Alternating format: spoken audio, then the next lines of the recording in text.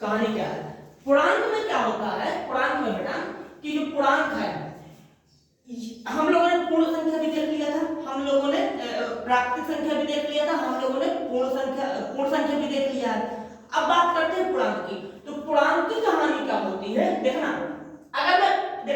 अगर मैं यहाँ लिखता हूँ जीरो, बीच में लिखते हैं, अगर मैं इसको लिख देता हूँ जीरो, जीरो के बाद 1 2 3 4 5, अच्छी बात है, ठीक है। अच्छा तो ये किसका ग्रुप है? सोच के बताओ, ये किसका समूह है? ये प्राकृतिक संख्याओं का है कि ये पूर्ण संख्याओं का है? किसका ग्रुप है ये? किसका? पूर्ण संख्याओं का। यानी कि जब पूर्ण संख्याओं में जब हम माइनस वाले नंबर यानी कि -1 -2 -3, जैसे यहां बढ़ता है 1 2 3 4 5, उसी तरीके से पीछे भी बढ़ता है 1 2 3 4 5, लेकिन माइनस लगा होता है। बात समझ में आ गई बेटा? कोई दिक्कत है? ठीक है, समझ में आता है। यानी कि यहां पे मैं क्या बताने की कोशिश कर रहा हूं कि पूर्णांक का मतलब क्या हो गया। जो अच्छा देखना, जैसे इसके आगे कोई निशान लगा कि नहीं लगा? कोई नहीं लगा, तो वहां पे प्लस का निशान होता है ना। तो यानी कि धनात्मक संख्याएं, कौन सी संख्या? धनात्मक संख्याएं और ऋणात्मक संख्याएं, धनात्मक संख्याएं और ऋणात्मक संख्याएं के समूह में, धनात्मक संख्याएं और ऋणात्मक संख्याओं के समूह में जीरो भी होगा।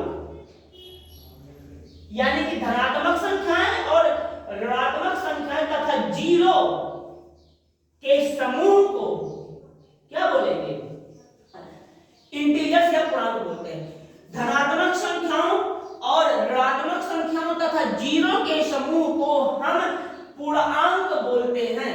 पूर्णांक शब्द में अगर हम जाके देखें, पूर्णांक का मतलब होता है पूरा अंक। कौन सा अंक? पूरा अंक। आधा अधूरा काम नहीं चलेगा। मान लो कोई आया कहता सर हम ऐसा लिखेंगे 2.5, कोई दिक्कत नहीं है, धनात्मक संख्या है कि नहीं है भाई? इसके आगे कोई निशान तो लगा नहीं है। जब कोई निशान नहीं लगा होगा तो यहाँ हम लोग किसका मानेंगे? प्लस का मानेंगे। पूछा जा सकता है कि सर यहाँ पर 2.5 लिखा है, तो इसको मैं धनात्मक संख्या बोलूं कि ना बोलूं? बिल्कुल बोलो, लेकिन हम इसको पूर्णांक नहीं बोल पाएंगे। क्यों नहीं बोलेंगे? क्योंकि पूर्णांक की परिभाषा कहती है पॉजिटिव नंबर तो होना, धनात्मक संख्या होना चाहिए और ऋणात्मक संख्या होना चाहिए, पर दशमलव वाला नहीं, पूरा अंक होना चाहिए। पूर्णांक है ना, और इसे हम लोग इंग्लिश में इंटीजर बोलते हैं। तो इतनी सी बात समझ में आ गई कि नहीं आई? तो अगर अब यहाँ पे बहुत अच्छी बातें समझ में आएंगी। अब देखना, परिभाषा तो हमको क्लियर हो गई कि प्राकृतिक ये धनात्मक संख्याएं और ऋणात्मक संख्याएं तथा जीरो के समूह को हम लोग पूर्णांक कहते हैं, इंटीजर्स कहते हैं। इतना समझने के बाद अब थोड़ा मेरी बात को बहुत ध्यान से समझना। बेटा एक चीज बताओ, समझना, इसकी शुरुआत क्या, इसकी पूर्णांकों की शुरुआत क्या जीरो से होती है? पूर्णांकों की शुरुआत क्या जीरो से हो रही है? सोच के देखो, सोच के। नहीं हो रही है, जीरो से शुरुआत नहीं है इसकी। क्यों सर जीरो से क्यों नहीं होगी? अब समझना। अच्छा एक चीज बताओ, सबसे छोटा नंबर क्या जीरो है यहाँ पे? नहीं, उसके पीछे बैठा है -1, उसके पीछे भी बैठा है -1। तो हम डायरेक्ट ये नहीं कह सकते कि सर शुरुआत यहीं से हो रही है। शुरुआत तो उसके पीछे से हो रही है। कितना पीछे से? 1 माइनस, अच्छा बताओ, 1 2 3 4, क्या इसका कोई अंत होगा? हाँ, इसका कोई अंत नहीं होगा भाई। 3 के बाद 4 आएगा, 5 आएगा, 6 आएगा, 7 आएगा, 8 आएगा, 9 आएगा, 10 आएगा, इसका कोई अंत है ही नहीं। ना इधर कोई अंत है, ना इधर कोई अंत है, नहीं है ना? ना इधर कोई अंत होगा, ना इधर कोई अंत होगा। हाँ? तो फिर हम लोग छोटी संख्या कैसे बताएंगे? नहीं बताएंगे। अगर कोई पूछता है सबसे छोटा पूर्णांक बताइए, उससे कहेंगे हमको नहीं पता। बात समझ में आ गई? क्योंकि होता ही नहीं है। अच्छा आगे बढ़ते हैं, अगर कोई ये पूछता है सबसे बड़ा पूर्णांक, तो भी उसको कहेंगे नहीं पता। सबसे बड़ा पूर्णांक होता है, ना सबसे छोटा पूर्णांक होता है। इतनी बात समझ में आ गई है? कोई दिक्कत है? बोलो, कंफर्म है? अच्छा आगे बढ़ते हैं, एक चीज देखना। अच्छा देखो, यहां से देखना, यहां से अगर बात करें तो यहाँ पे क्या है? यहाँ पे सारे के सारे माइनस वाले नंबर है ना, और यहाँ पे सारे के सारे प्लस वाले नंबर है। यानी कि 1 के आगे प्लस का निशान, 2 के आगे प्लस का निशान, 3 के आगे प्लस का निशान, 4 के आगे प्लस का निशान, यहाँ पे -1, यहाँ पे -2, यहाँ पे जीरो में कुछ नहीं। ऐसा क्यों? Zero, this is very bad. सोचने वाली बात है कि हम जीरो में क्या करें। जीरो में हमें कुछ ना कुछ तो करना पड़ेगा। जीरो को मैं प्लस का बोलूं, जीरो को मैं माइनस का बोलूं, क्या बोलूं बताइए? हमें नहीं पता। कहां देखो, जीरो को ना तो हम धन का बोलेंगे, ये नहीं बोल सकते। मैंने बताया ना, जीरो तो बेटा बहुत मुसीबत है। जीरो ऐसी हालात में रहता है, ना तो इधर जा सकता, ना तो इधर जा सकता, ना तो इधर जा सकता, कहीं नहीं जा सकता, बेचारा बीच में बैठा रहता है।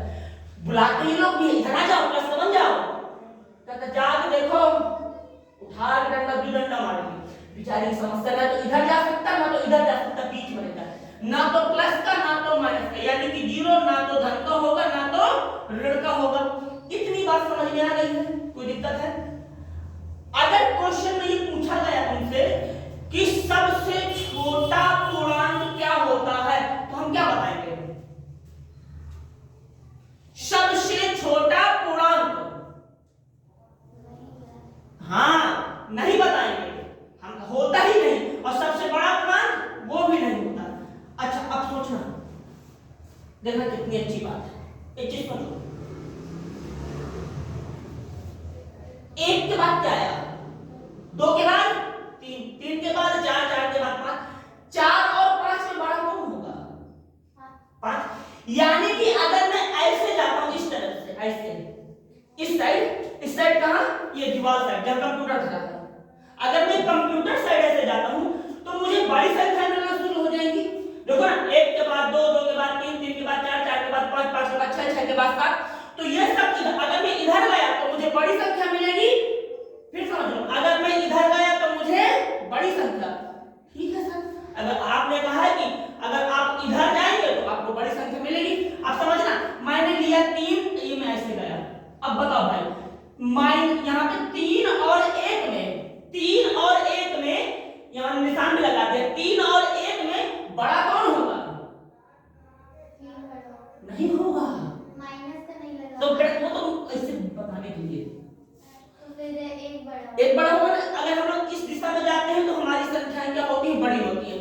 अगर हम ऐसे उल्टा भागते हैं तो देखना, आप समझना, अगर मैं ये, यानी कि ये जो फोटो रखी सामने ये वाली, तो अगर मैं इधर की ओर जाऊंगा तो मुझे बड़ी संख्या मिलना शुरू होंगी कि छोटी संख्या मिलना शुरू होगी?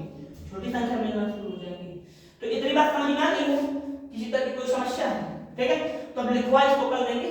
अब आज इतने ही टाइम भी हो गया होगा, ठीक है? चल समझ में, सुनो, कोई दिक्कत तो नहीं आगे? ठीक है, बाकी पढ़ लेंगे, ठीक है?